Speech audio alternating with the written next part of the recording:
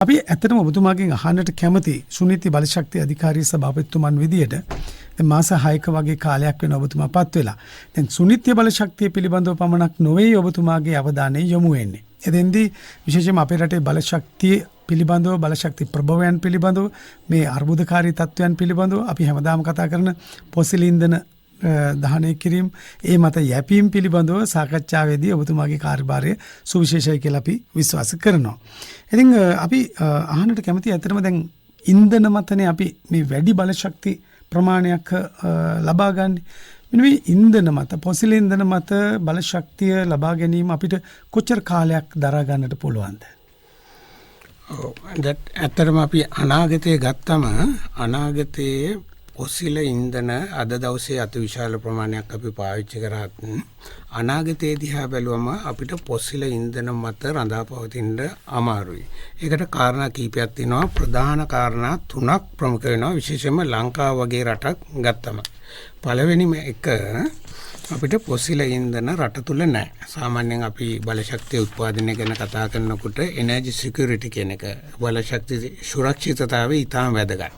ඒ කියන්නේ අපි දන්නවා පහුගිය කාලෙක අපි මුහුණ දුන්නා මේ අර නැව් කීපයකට අපිට ගෙවීම් කරගන්න බැරි වෙනකොට අපි කොච්චර මිනිස්සුට විඳින්න උනාද කියලා. ඒ කියන්නේ අද නූතන ලෝකයේ අපේ සියලුම ක්‍රියාදාමයන් පැඳිලා තියෙනවා යන්ත්‍ර සූත්‍ර උපකරණ එක. එතකොට යාන වාහන ෆෝන් ටීවී සහ නිෂ්පාදන ශේෂ්ත්‍රයේදී පාවිච්චි කරන අතිවිශාල යන්ත්‍ර සූත්‍ර ආදිය. එතකොට ගත්තම ඒකට අතිවිශාල බලශක්ති ප්‍රමාණයක් ඕනි. ඒ බලශක්ති ප්‍රමාණය රට තුල උත්පාදනය වෙනවා නම් ඉතාම හොඳයි. මොකද බලශක්ති සුරක්ෂිතතාවය එන්නේ රටකට රට තුල උත්පාදනය වෙන ප්‍රභවයන්ගෙන් අපි කියනවා ඉන්ඩිජිනස් ප්‍රභවයන්ගෙන් බලශක්තිය උත්පාදනය වෙනවා. එතකොට ෆොසිල් ඉන්ධන ගත්තම දැන්ට ලෝක බලශක්ති අවශ්‍යතාවයෙන් 81ක් පමණ පිරිමැහෙන්නේ පොසිල් ඉන්ධන දහනය කළා. නමුත් අනාගතයේදී දිහා බැලුවම තව අවුරුදු 50ක් විතර යනකොට ඇත්තන පොසිල් ඉන්ධන මේ ක්‍රූඩ් ඔයිල් එහෙම 10%ක විතර ප්‍රමාණයකට අඩු වෙන්න පුළුවන්. එතකොට අපේ අනාගත පරම්පරාවට ගැන අපි හිතනවා නම් ඇත්තටම අලුත් එනර්ජි ප්‍රභවයන් කෙරෙන් යන්න ඕනේ. පොසිල් ඉන්ධන ගත්තම ඊට අමතරව තව කාරණා දෙකක් තියෙනවා. පොසිල් ඉන්ධන ඉතා ශීඝ්‍රයෙන් ඡය වෙනවා. එතකොට ඒක නැති වෙනවා. ඒක එක කාරණයක්. අනිත් එක අප රට තුල නැහැ. අපේ විදේශ විනිමය අතිවිශාල ප්‍රමාණයක් වැය කරන්න වෙනවා පොසිල් ඉන්ධන ගෙන්නන්න. අනිත් එක පොසිල් ඉන්ධන දහනය කරන්න වෙනවා අපිට බලශක්තිය නිෂ්පාදනය කරන්න.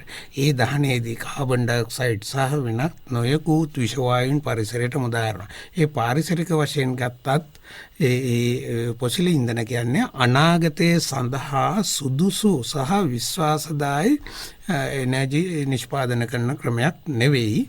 ඒ සඳහා විකල්ප බලශක්ති ගොඩාක් තියෙනවා. විශේෂයෙන්ම පුනර්ජනනීය බලශක්තිය අප රට තුල තියෙනවා.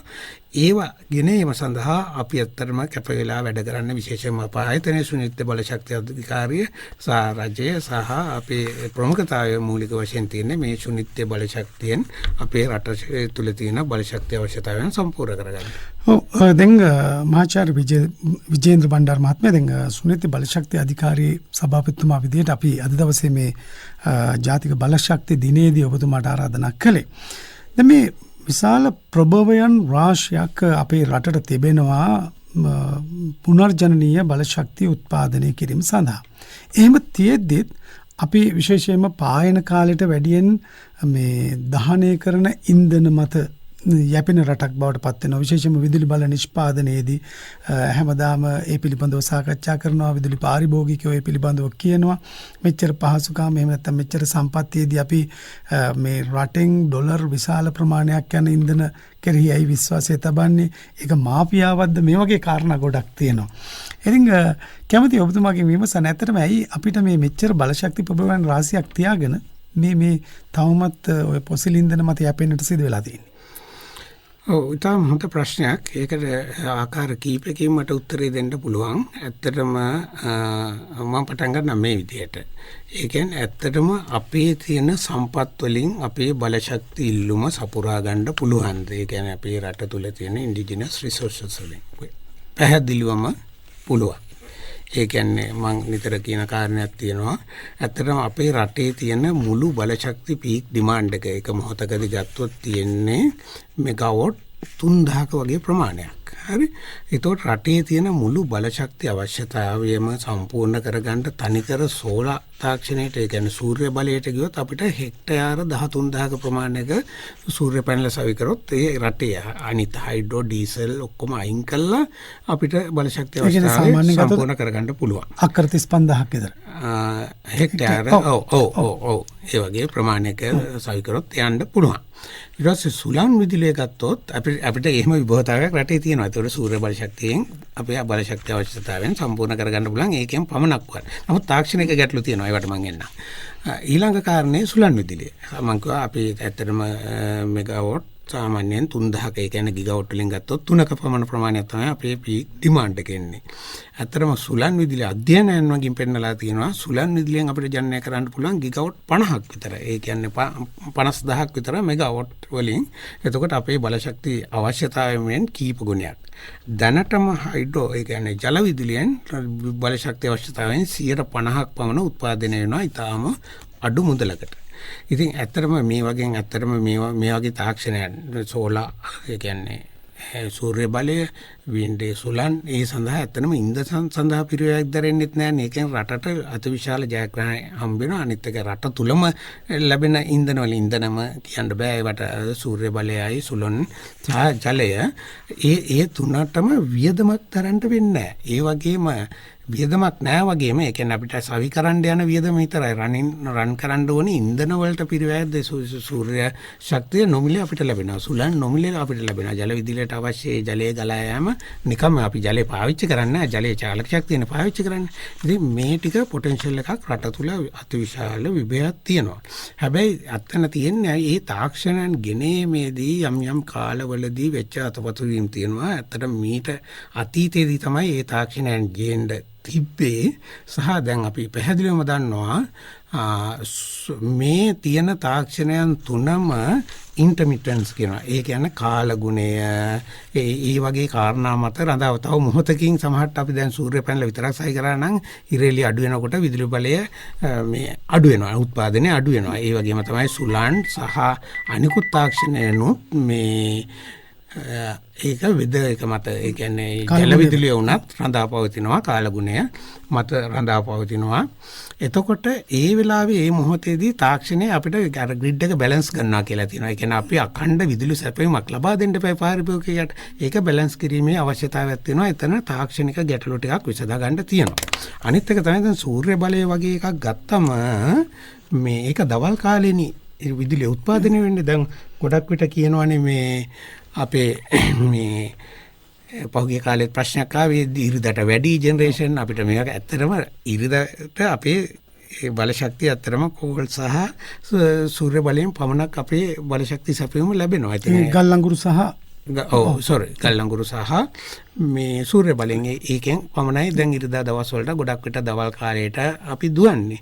එතකොට දැන් ඒකත් එතනින් එහාට එන්න තාක්ෂණයක් තියෙනවා. නමුත් අර කියන තාක්ෂණික කාර්යය රාත්‍රී කාලයේ සඳහා අපිට එක්ක බැටරි තාක්ෂණය ගෙනල්ලා මේ රාත්‍රියට සූර්ය බලය ගබඩා කරගෙන රැට දෙන්න ඕනේ. මේ බැටරි එකපාරට අපිට ගේන්න බෑ. රටකට අවශ්‍ය එනර්ජි ප්‍රමාණය ගබඩා කරගන්න. ඇත්තට මේකට සැලසුම් සකස් කරලා තියෙනවා. දැන් විදුලි බල මණ්ඩලය කැබිනට් අනුමැතිය හම්බෙලා බැටරි 16 තැනක ලංකාවේ 16 පොලක මෙගාවොට් පැය 40ක පමණ බැටරි ස්ටෝරේජ් ඒ කියන්නේ බැටරි වල මේ විදුලිය ගබඩා කරන්න සැලසුම් සකස් කළා. දැන් මම හිතන්නේ අර ඒවා මිලදී ගැනීමේ කාර්යභාරය තමයි ඉන්නේ. කැබිනට් අප්‍රූවල් එක අමාත්‍ය මණ්ඩලයේ අප්‍රූවල් එක ලැබිලා තිනවා. මම දන්න විදිහට පැහැදිලිවම ඊළඟට දැන් ටෙන්ඩර් ප්‍රොසෙස් එකේ තමයි ක්‍රියාවලිය තමයි ඉන්නේ. ඒ ටික ඉක්මනින් එයි. ඒකට ඒ වගේ කෙටි කාලීනව අපි කලින් ඇත්තටම සැලසුම් කරලා ගෙනාවු නැති ඒවා දැන් අද දවසේ විසඳන්න වෙලා තියෙනවා. ටිකක් අතීතයේ දෝක වුණා නම්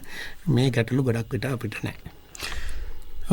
අද දවසේදී අපි විශේෂයෙන්ම මේ සුනිත්‍ය බලශක්ති අධිකාරිය සභාපතිතුමාට ආරාධනා කළේ ඇයි කියන කාරණය පිළිබඳව ඔබට දැන් පැහැදිලි අවබෝධයක් තිබෙනවා. ඔබ ගුවන්විදුලිය අහගෙන ඉන්න අපේ සහෝදර හිතවතුන්ට ඒ වගේම ඔබ ගුවන්විදුලියේ Facebook පිටුව ඔස්සේ අපිව නරඹන හිතවතුන්ටත් මොකද සුවිශේෂ කාර්යභාරයක් අපේ රටේ බලශක්ති අවශ්‍යතාවයෙන් වැඩි ප්‍රමාණයක් පුනර්ජනනීය බලශක්ති ප්‍රභවයන් ඔස්සේ ලබා ගැනීම සඳහා විශේෂයෙන්ම වර්තමාන ආණ්ඩුව කටයුතු කරමින් සිටිනවා. ඒ සඳහා විවිධ විද්වතුන්ගේ සහාය ඒ වගේම සම්පත්දායකත්වයේ මඟ පෙන්වීම ලබා ගනිමින් කටයුතු කරනවා. ඒ නිසාම තමයි ඔබතුමාට මේ සුවිශේෂ වගකීම විශේෂයෙන්ම වර්තමාන රජය මගින් පවරලා තියෙන්නේ. ඉතින් අපි දැන් කැමතියි ඔබතුමාගෙන් අහන්න මේ සුනිත්‍ය බලශක්ති අධිකාරියේ කාර්යභාරය බවට පත් වෙන්නේ මොකද්ද? දැන් කෙනෙකුට හිතෙන්න පුළුවන් එහෙනම් මේ තෙල් ගේන එක අඩු කරන එකද? තෙල් ගේන එක අඩු කරන්නද මේ පැත්තෙන් මේ කටයුතු කරන්නේ වගේ හැඟීමක් අදහසක් ඇති වෙන්න පුළුවන්. මොකද පුංචි දෙයටත් කලබල වෙනත් ලෝකේ රටක ඇතිවන යුද්ධයකට ඒ කම්පනීය තත්වයකට ඉතා ඉක්මනින් ප්‍රතිචාර දක්වන જાතියක් අපි ඊයේ පෙරේදත් අපි ඒ තත්වයේ දුටුවා. ඉතින් ඇත්තටම සුනිත්‍ය බලශක්ති අධිකාරියේ කාර්යභාරය වෙන්නේ මොකක්ද මේ කියන කාරණා එක? ඇත්තටම අපේ කාර්යභාරය වලම ඒක ප්‍රධාන කාරණා දෙකකට බෙදෙනවා. පළවෙනිම කාර්යය තමයි රටට අවශ්‍ය බලශක්තිය සුනිත්‍ය බලශක්තිය ලබා ගන්න. ඒ කියන්නේ ප්‍රධාන වශයෙන්ම ගත්තම පුනර්ජන්‍ය බලශක්තිය, සුළං විදුලිය, ජල විදුලිය සහ සූර්ය බලය. ඒක උත්පාදනය කළා රටේ අවශ්‍ය එනර්ජි අවශ්‍යතාවය සඳහා ඒ ශක්තිය ලබා දීම අපේ ප්‍රමුඛතම කාර්යභාරය වෙනවා. ඊළඟට ගත්තම රටේ ගත්තම අපේ එනර්ජි එක ඒ කියන්නේ මේ විදුලි ශක්තිය විශාල ප්‍රමාණයක් අපත යනවා. ඒ කියන්නේ බලශක්තිය පාවිච්චි කාර්යක්ෂම කිරීමත් අපගේ ප්‍රමුඛතම කාර්යභාරයක් වෙනවා. මොකද මේ ශක්තිය උත්පාදනය කරන්න බෑ අපත යනවා නම් ගොඩාක් ඒක රජයටත් පාඩුවක් ආයතන වලටත් පාඩුවක්. ඒකින්ද අපි දැනුවත් කරමින් එනර්ජි කළමනාකරුවන් ලොකු ආයතන වලටපත් කරලා එයාගේ මූලික කාර්යභාරය වෙන්නේ ඒ ආයතනයේ එනර්ජි කාර්යක්ෂමතාවය වැඩි කිරීම, එනර්ජි ශක්තිය අපත යාම පාලනය කිරීම, ඒ වගේ කාරණා සිද්ධ වෙනවා. එතකොට අපිට කාරණා දෙකක් තියෙනවා. එකක් සුනිත්‍ය බලශක්තිය උත්පාදනය කළා රටේ බලශක්තිය අවශ්‍යතාවයන් සම්පූර්ණ කිරීම සහ බලශක්තිය අපත යාම වළක්වාගෙන ඒක සුරක්ෂිත කළා අඩු වියදමකින් වැඩි බලශක්ති ප්‍රමාණයක් ප්‍රයෝජනකාරී සඳහා යොදා ගැනීම. ඔව් දැන් මෙතෙන්දී මේ ඊයේ පෙරේදා දිනවල විශේෂයෙන්ම මේ ආසන්න කාලය තුලත් සාකච්ඡා වුණා සූර්ය පැනල වලට ඒ උත්පාදනය කරන විදුලි ගාස්තු අඩු කිරීමක් කරලා තිනවා. එහෙම නැත්නම් මේ පුනර්ජනනීය බලශක්තිය දුර්වල කරන්න කටයුතු කරනවා. ඒ වගේ කාරණා කියවුණා. ඒ වගේම මේ පහුගිය ආසන්න දිනවලදී කියවුණා අර බැටරි මත ආරෝපණය කරලා තියෙන ගබඩා කරලා තියෙන විදුලි ඒකක වලට විතරක් සූර්ය පැනල් වලදී ටිකක් ගාස්තු වැඩියෙන් ගෙවනවා. ඒ වගේ කාරණා ටිකක් කියවුණා. මොකක්ද මේ අවුල? අපි මොකද මාධ්‍ය දිහා බලාගෙන හිටියම ගොඩක් වෙලාවට කියවෙන්නේ, පේන්නේ, දැනෙන්නේ සූර්ය බලශක්තිය ලබා ගන්න එක දුර්වල කරන්නද මේ කටයුතු කරන්නේ වගේ.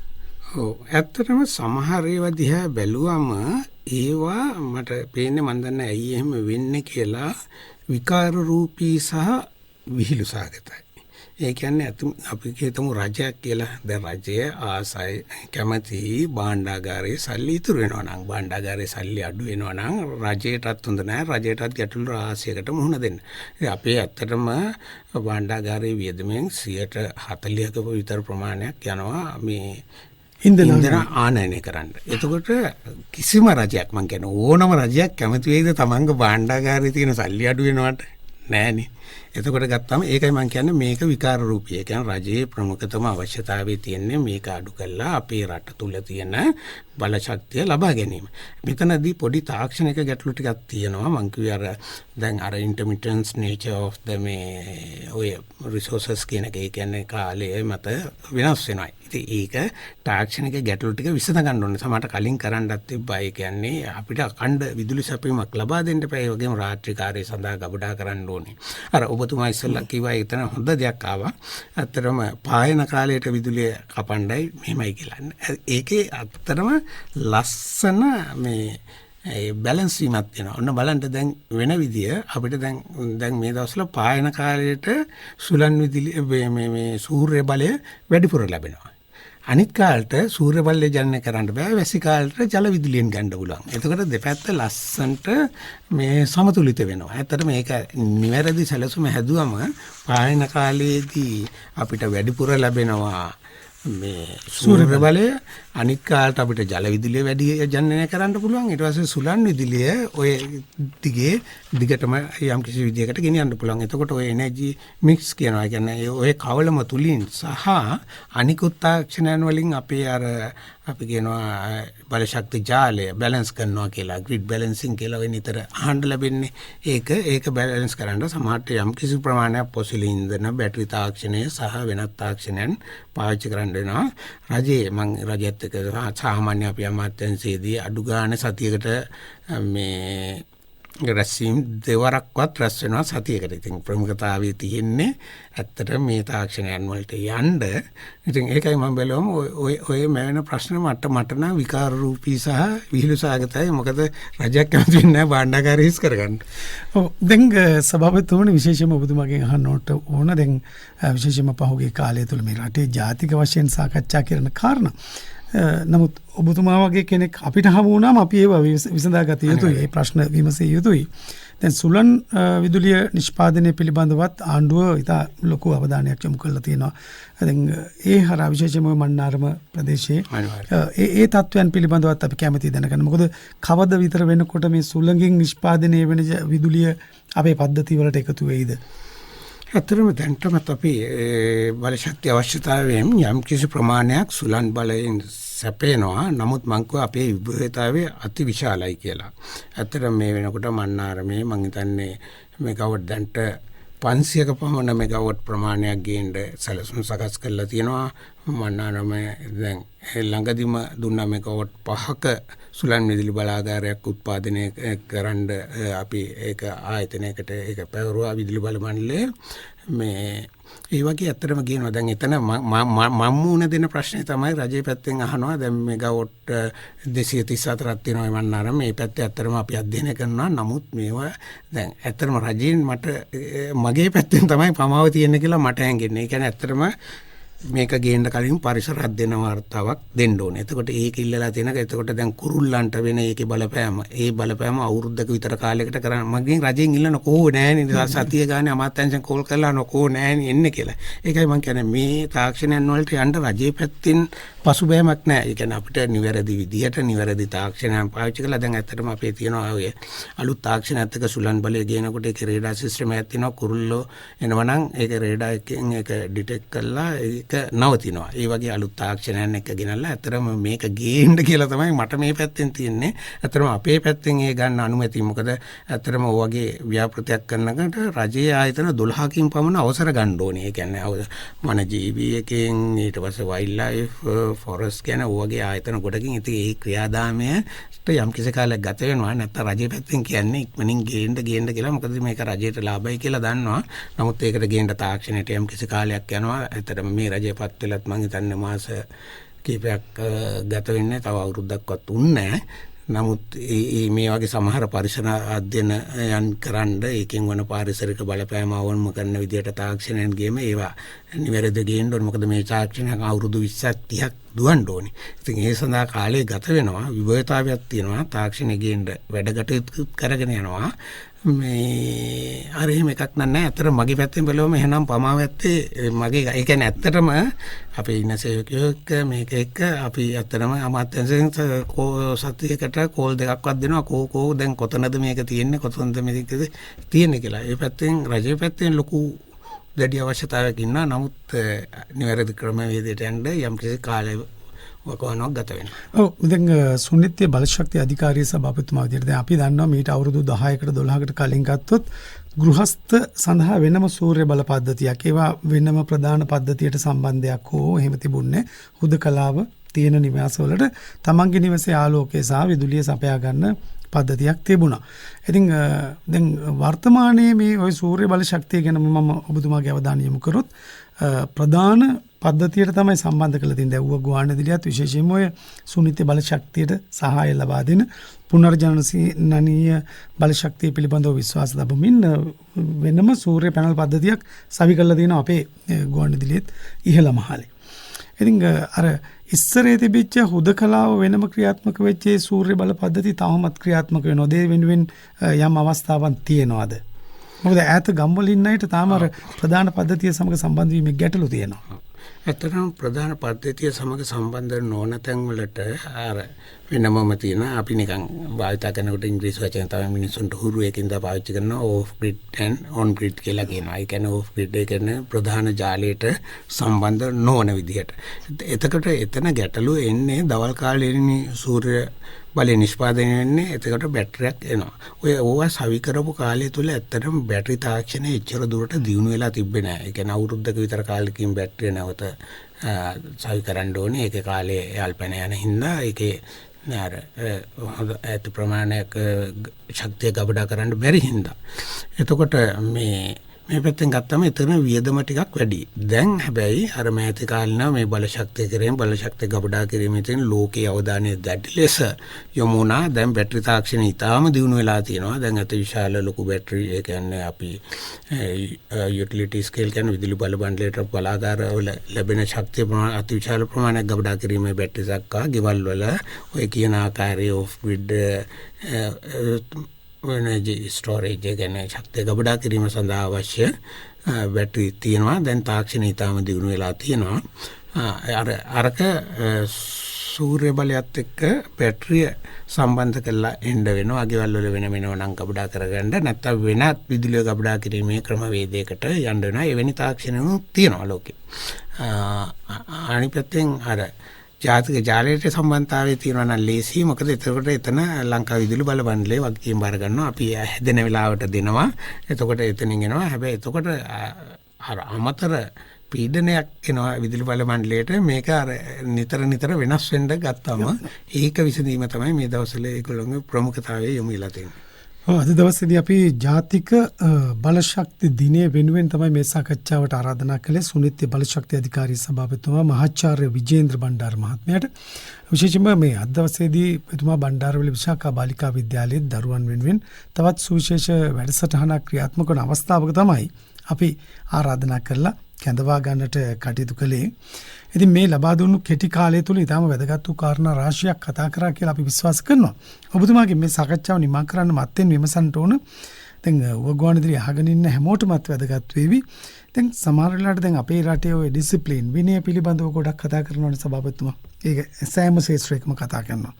ඇත්තටම මේ විදුලි බලය පාවිච්චි කිරීම පිළිබඳව තියෙන ඩිසිප්ලින් එක තමන්ගේ ගෙදර ඇතුලේ අපි හැම වෙලාවෙම කතා විදියට කියනවා ලයිට් එක නිවන්න, ෆෑන් එක ඕෆ් කරන්න, මේ වගේ කාරණා. ඇත්තටම මේ විදුලි බලය ප්‍රවේශමෙන් භාවිතා කිරීම පිළිබඳව, අර පිරිමැස්මෙන් භාවිතා කිරීම පිළිබඳව, උපරිම කාර්යක්ෂමතාවයෙන් පාවිච්චි කිරීම පිළිබඳව අපිට එහෙම අපේ රටේ ජනතාවට ඒ පිළිබඳව තියෙන අවබෝධය පිළිබඳව මොකක්ද තක්සේරුව? ඔබතුමා විශේෂයෙන්ම මේ විදුලි බල ශාස්ත්‍රයේ බලශක්ති ශාස්ත්‍රයේ කාලයක් ඉන්න කෙනෙක්. කාලයක් ඒ ශාස්ත්‍රයට ප්‍රවීණෙන් බිහි කරන කෙනෙක්. ඔබතුමාගේ ලොකු අධ්‍යයනයක් තියෙනවා ඒ ගැන. ඒක ගැන අහන්නට කැමතියි. ඔබතුමාගේ ප්‍රශ්න තුල මම ප්‍රශ්න දෙකක් එකක් අර පුළුල් විග්‍රහයකින් අහපු එකක් තියෙනවා. විනය කියන එක ගත්තා. මේක විනය කියන එක ඔය කියන කාරණයටත් වඩා ගොඩාක් පුළුල් දෙයක්. විනය කියන එක ඇත්තටම මම සලකන්නේ මගේ ජීවිතේත් සලකන්නේ ඔය මොන දේ තිබ්බත් මොන හැකියාව තිබ්බත් විනය තමයි අංක 1. මොකද ඒ විනය නැත්තම් මොන දක්ෂයෙක් වුණත් මොන හැකියාව තිබ්බේක වුණත් ආයතනයක හරි තමන් හරි විනාශ වීම තමයි වෙන්නේ. ඒ කියන්නේ දැන් මගේ කණ්ඩායමක් මට තෝරාගන්න කිව්වොත් ඔබතුමා දක්ෂයා ගන්නවාද විනය තියෙන එක්කෙනා ගන්නවාද කිව්වොත් මේ මං විනය කරා තමයි යන්නේ. මොකද අරයට විනය හොඳට තියෙන එක්කෙනාගේ දක්ෂතාවය ඇති කළා හරි හදලා හරි අපිට ගන්න පුළුවන්. ඒක තමයි විනය කියන එක ප්‍රමුඛතම කාර්යයක් වෙනවා. ඒක ඇත්තටම පුළුල් එකක්. ඒක වෙනම මාතෘකාවදී කතා කරන්න මගේ ජීවිතේ මගේ ලෝකෙදී ඇත්තම විනය තමයි අංක කෙන්නේ හැකියාවට දිනු වෙනවා. මොකද හැකියාවේ තියෙන දේ ඇත්තටම විනාශයට තමයි යොමු වෙන්නේ විනය තිබ්බේ නැත්නම්. ඒකයි විනය ඉදිරියට එන්නේ. දෙවෙනි කාරණේ ඇත්තටම විදුලි ආර පරීක්ෂණයෙන් පාවිච්චි කිරීම ගැනට අපි එනවා එතනින් එක. ඒකත් එක්තරා විදියක යම් කිසි විනය කොටසක් උපකුලපයක් ඇත්තටම අපි පුරුදු වෙන්න ඕනේ පොඩි කාලේ ඉඳන්. අපි ලියනකොට කොලේක ලියනකොට උනත් කොලේ අපත යන්නේ නැති වෙන්න අර ඒවා පොඩි කාලේ ඉඳන් හැඩ ගැහිමත් එක්ක එන්න ඕනේ. අපි අර සමහරලාට කෑමක් කෑවත් භාගයක් විසි කරන්නේ නැති වෙන්න Tamanට අවශ්‍ය ප්‍රමාණයක් බෙදා ගැනීමේ විනය පවා එතන තියෙනවා. ඉතින් විදුලියටත් ඔය වගේම දෙයක් තමයි තියෙන්නේ. ඉතින් විදුලිය Tamanට අවශ්‍ය පාවිච්චි කරන්න නැති වෙලාවට ස්විච් එක ඕෆ් කරන්න ඕනේ විනය. ඒතර කාර්යක්ෂම විදුලි උපාංග පාවිච්චි කරන්න තියෙන එක දැන් ඇත්තටම ඉස්සර ට්‍රාන්ස්ෆර්මර් බල්බ් තිබ්බා. අපි වොට් 60 100 වගේ බල්බ් පාවිච්චි කරේ. දැන් වොට් 10ට වඩා අඩු පරිභෝජනයක් තියෙන ඒවා LED තියෙනවා. අට වඩා ඇත්තටම ආලෝකය වැඩි ඒ වගේ ගොඩක් විට. ඉතින් ආසන්න වශයෙන් එහා සමාන ආලෝකයක් ලබා දෙනවා. ඉතින් ඒ වගේ ක්‍රමවලින් විදුලිය ඇත්තටම ආරක්ෂා. මොකද ඒ විදුලිය නිෂ්පාදනය කරන්න රජයටත් පිරිවැයක් දරන්න වෙනවා. ඊට අමතරව Tamanටත් පිරිවැයක් දරන්න වෙනවා. එතකොට ගෙදර ආර්ථිකයටත් හොඳයි, රටේ ආර්ථිකයටත් හොඳයි, ලෝකෙටත් හොඳයි. විශේෂයෙන්ම මේ බලශක්ති උත්පාදනය කරන්න සමහරවිට දැන් යන විදිහට පොසිල ඉන්ධන දානය කරනවා. පරිසරයට කාබන් ඩයොක්සයිඩ් සහ විෂ වායු නිකුත් වෙනවා. ඒ කියන්නේ හැම පැත්තෙම විදුලිය එක තමන් එකක් කළා. දැන් රටේ ඉන්න ජනගහනය අඩු ගන්න තප්පර කීපයකට විදුලි ස්විච් එකක් හරි බේරුවා නම් ඒක රටේ ජනතාවම කරාම රටට ගත්තම ලොකු වගයක් බවට පත් වෙනවා. ඒ කියන්නේ හැම ගෙදරකම පොඩි ප්‍රමාණයෙන් අඩු එක යුනිට් එකක් ගන්න අඩු කරොත් රටේ ජනගහනය අනුව ගත්තම අතිවිශාල ඉතිරියක් රජයට ලැබෙනවා. ඒ සඳහා ඇත්තනම සුනිත් බලශක්තිය දැනුවත් කිරීමේ වැඩසටහන කරමින් යනවා. ඔව් අපි මේ සාකච්ඡාව නිමාවටපත් කරන්න බලාපොරොත්තු වෙන්නේ විශේෂයෙන්ම තවත් කටයුත්තකට අපේ සුනිත් බලශක්තිය අධිකාරී සභාපතිතුමා විදියට එහි ප්‍රධානියා විදියට ඔබතුමා සහභාගී විය යුතු නිසාම ඉතින් තවත් කාරණයක් අහන්නට ඕන. දැන් ඔබතුමා මහාචාර්යවරයෙක් විදියට විශ්වවිද්‍යාල පද්ධතිය තුළ උගන්වීම් කටයුතු කරද්දී බොහෝ පහසුකම් භුක්ති විඳින්නට ඇති, බොහෝ නිදහසක් භුක්ති විඳින්නට ඇති. දැන් රාජ්‍ය සේවයට එනකොට ඒ බොහෝ දේවල් කැප කරන්නට වෙනවා. විශේෂයෙන්ම මෙවැනි වගකීමක් බාර ගන්නකොට අර පහසුකම් කියන පැත්ත වෙලා වැඩ කියන පැත්ත වැඩි වෙනවා. දැන් අපේ පළාතේ අපේ ප්‍රදේශයේ කෙනෙක් එහෙම කැපකිරීමක් රට වෙනුවෙන් කිරීම ගැන සතුටු වෙනවා. ඉතින් පුංචි පණිවිඩයකුත් දෙනවා නම් කැමති අපේ රටේම මේ ඇති වෙමින් පවතින වෙනසට රටේම ජනතාව කොහොමද පෙළ ගැහෙන්නට ඕන කියලා. මොකද ඔබතුමාලා වගේ අය බොහෝ කැපකිරීම කරලා එතෙන්ට ඇවිල්ලා ඉන්නේ දැන්. ඔව් අපි මෙහෙමයි මේ වෙනස කරන්න ඕනේ. එකක් මේ මෙහෙමයි අපි රටට ආදරය කළා යම් කිසි තැනකට යමු උනේ ඇත්තටම අපි පාසල් අධ්‍යාපනය ලැබුණ කාලේ ඉඳන්. ඒ කියන්නේ අපි ඇත්තටම රටේ වෙන සමහර වැරදි දේවල් දැක්කා. ඊට පස්සේ හරි දේ මේකයි කියලා දැක්කා. ඒක පෙනිපෙනී අපි දීර්ඝ කාලයක් විශ්වවිද්‍යාලය තුල ඉන් අපිට ඊට පස්සේ අපි දැක්කා මෙන්න මේ දේවල් නිවැරදි දේවල් වෙන්න ඕනේ කියලා. විශේෂයෙන්ම මම ඇත්තටම ආචාර්ය උපාධිය ලැබුවේ ස්වීඩනේ. මට ස්වීඩනේ ඇත්තටම ඒක ලැබලනකොට මට රැකියාවත් එහෙමම දුන්නා. මට ගියක් තිබ්බා. ඊතුරු සපු පහසුකම් ඔක්කොම තිබ්බා. මට ආරාධනා කරා ඉන්න කියලා. මං ඉන්න අකමැතිනකොට මගේ බිරිඳට කිව්වා ආචාර්යතුමා ඇවිල්ලා මෙයා යන්නේ කියලා. ඉතින් ඒ වගේ එහෙම තිබ්බා. නමුත් අපි මේ රටට ආදරය කරන හින්දා මේ රටට ආවා. මොකද මේක අපේ ගෙදර වගේනේ අපේ රට. නමුත් ඒ කාර්යභාරයන් අපිට මේ කරගන්න බැරුණා. හැබැයි මම විශ්වවිද්‍යාලය තුල පර්යේෂණ රාශියක් කරමින් ඉදිරියට වැඩ කටයුතු ටික කරගෙන ආවා. එතන ඇත්තටම මට හොඳ කම්ෆර්ටබල් ලයිෆ් එකක් තිබ්බ ජීවිතයක්. ඒ වගේ මම පර්යේෂණ ඉතා හොඳින් මට ඉතා හොඳ පර්යේෂණ කණ්ඩායමක් හිටියා. උපකරණ ඇත්තටම ලබා ගන්න ලැබුණා. හොඳ ලෝකයේ තියෙන හොඳ මේවා ලෝකයේ වෙනත් ඒ ශාස්ත්‍රයේ විශේෂයෙන්ම මගේ මේ පර්යේෂණ ශාස්ත්‍රය වෙන්නේ බැටරි ඊට පස්සේ සෝලාර් සෙල් එයා සම්බන්ධව. ඉතින් එතන ඇත්තටම මට ඇත්තටම මගේ ජීවිතේ දැන් අවසාන කාලේ මට හොඳ පහසුවෙන් ඉන්න පුළුවන් තැනක් තිබ්බා. හැබැයි අපිට ඊට වඩා හොඳ තැනක ඉන්න තිබ්බා. හොඳ කියන්නේ මෙහෙමයි සතුට කියන එක මිනිහෙක්ගේ හිතේ ඇතුලේ තියෙන එකක් මිසක් මං අදහන්නේ භෞතිකව අපිට ලැබෙන දෙයක් නෙවෙයි. ඒ කියන්නේ මං ඊටාම සන්තෝෂයෙන් හැබැයි දැන් මගේ ජීවිතේ ඊටාම කාර්යබහුල වෙලා තියෙනවා. ඇත්තටම මට සමහරට දුවට කෝල්ලයක් දී ගන්න බැරි වෙනවා. සතියකින් විතර ගෙදර පැත්තෙන් ප්‍රශ්න එනවා. නමුත් අපි ඊටාම සන්තෝෂයෙන් වැඩ කරගෙන යනවා. මේ කාලය තුල මම හිතන්නේ අර මං කියන පසුගිය කාලේ අතපසු වෙච්ච වැඩ ටිකක් තියෙනවනේ. ඒ ටික ගෙනල්ලා රට හරි තැනකට ගෙනල්ලා ආපහු මගේ විශ්වවිද්‍යාල ජීවිතයට යන්න තමයි මම උත්සාහ දරමින් ඉන්නේ. හොඳයි. මෙහෙම ස්තුතිවන්ත වෙන ඔබතුමන්ට අද දවසේදී ජාතික බලශක්ති දිනය වෙනුවෙන් අපේ ගුවන්විදුලි මැදිරියට පැමිණලා මේ සාකච්ඡාවට එක්වීම පිළිබඳව විශේෂයෙන්ම බණ්ඩාර ප්‍රදේශයටත් මහත් අභිමානයක් එක් කරන කෙනෙක් ඔබතුමා. ඒ ගෞරවනීය බව මේ ප්‍රදේශයේ ජනතාව තුළ තියෙනවා. මොකද අපේ රට හදන සුවිශේෂ කාර්යභාරයක් ඔබතුමාට පැවරී තිබෙනවා. ආණ්ඩුව පැත්තෙන් රජයේ පැත්තෙන් වැඩි අවධානයක් යොමු කරන්න මේ සුනිත්‍ය බලශක්ති ප්‍රභවයන් පිළිබඳව. ඉතින් ඒ කටයුතු වඩාත් සාර්ථකව කාර්යක්ෂමව ඉදා කඩිනම්ව අපේ රටේ පුරවැසියන්ට ඒ පහසුකම් ලබා දෙන්න ශක්තිය ධෛර්යය ප්‍රාර්ථනා කරනවා. බොහොම ස්තුතියි. බොහොම ස්තුතියි අවස්ථාව ලැබෙන්නට. සුබ දවසක්.